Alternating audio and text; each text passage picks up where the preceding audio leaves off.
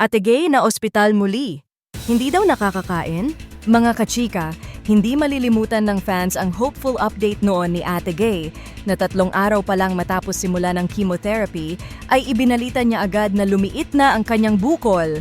At kamakailan lang dumating na ang araw na buong ngiti niyang sinabi, "Graduate na ako sa chemo." Dagdag pa niya, "Salamat po sa mga dasal niyo, lumalaban ako." Habang patuloy na umaasa sa tuluyang paggaling. Pero ngayon tila may panibagong kabanata na naman sa kanyang laban dahil muling isinugod sa ospital si Ate Gay matapos makaranas ng matinding side effects ng chemotherapy.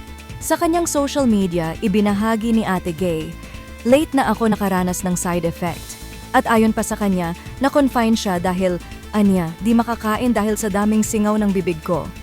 At dahil doon, 2 araw siyang kinailangang bigyan ng suporta sa nutrisyon habang hindi pa siya makakain.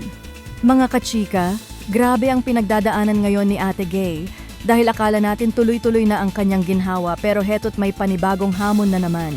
Pero sa tapang ni Ate Gay at sa pagmamahal ng kanyang mga fans, hindi siya nag-iisa sa laban. Kaya mga kachika, ipagdasal natin ang patuloy na paggaling ni Ate Gay.